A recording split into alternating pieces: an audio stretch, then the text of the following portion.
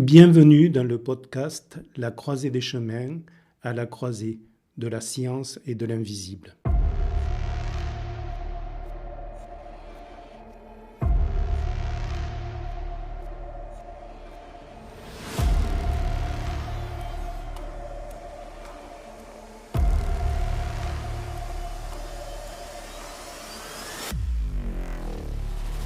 Je m'appelle Franck Jean-Pierre Marty.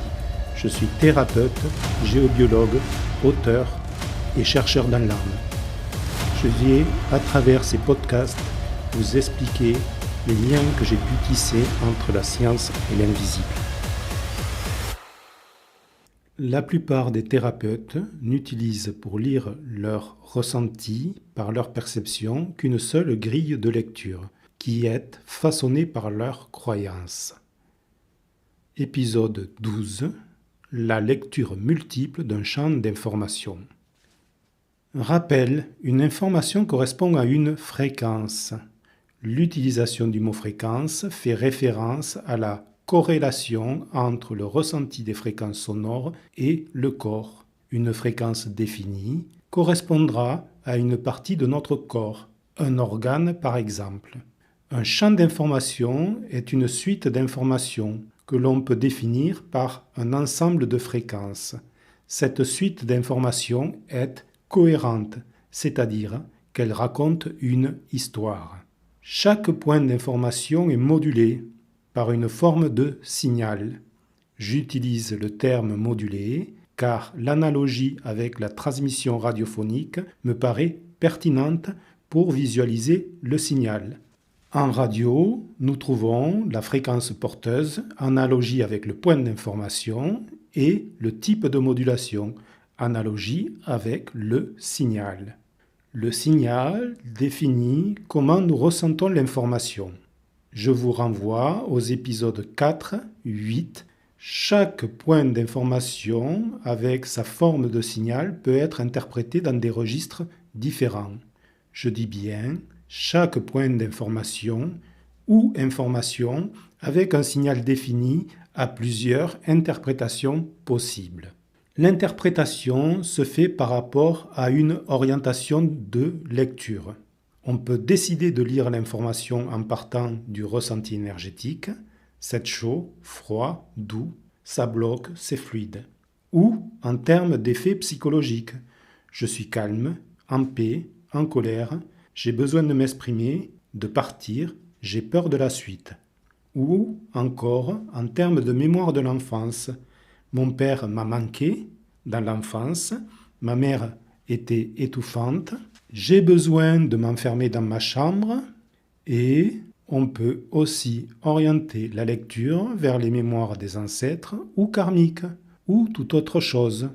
La seule limite aux interprétations possibles, c'est notre ouverture à d'autres possibilités. La plupart des médiums n'ont qu'une grille de lecture, ou s'ils en ont plusieurs, ils n'ont pas conscience qu'ils lisent le même champ d'information sous un angle différent. Les manoscopes utilisent ce potentiel de verbalisation multiple de l'information au travers de ces différentes grilles d'interprétation. Prendre conscience de tout cela est un grand pas vers l'unité. Cela montre qu'il n'y a pas de séparation entre les différentes lectures possibles.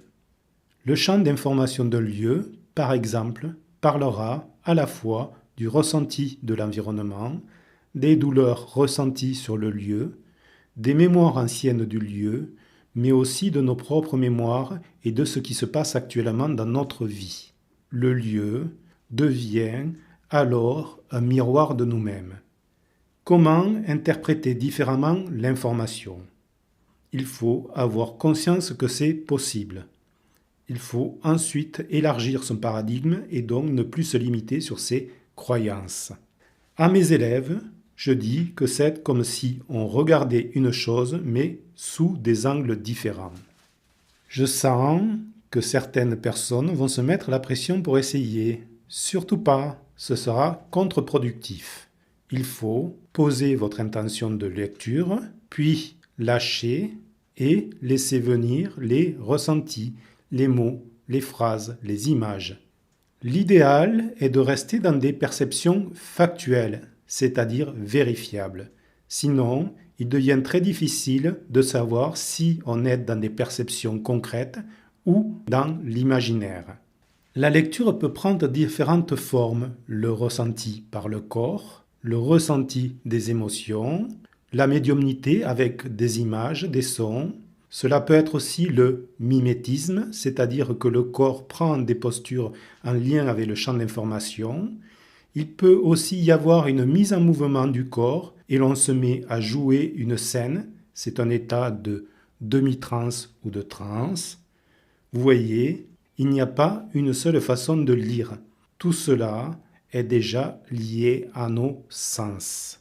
Je dis à mes élèves de ne jamais se limiter à une seule technique, mais d'ouvrir tous leurs sens. Si la lecture de l'histoire racontée par le champ d'information n'est pas fluide, vous pouvez utiliser la méthodologie de lecture de votre ressenti, corporel du bas vers le haut, de l'ancien, les mémoires, vers l'actuel, le présent. Il est à noter que votre lecture passe toujours par votre filtre personnel. Ce filtre est constitué de vos mémoires, de votre éducation et de vos croyances. Pour avoir une lecture plus neutre, il faut travailler à diminuer son filtre personnel. Si vous voulez vous entraîner et développer votre ressenti et perception, sachez que je propose des soirées et des stages thématiques d'entraînement via Zoom.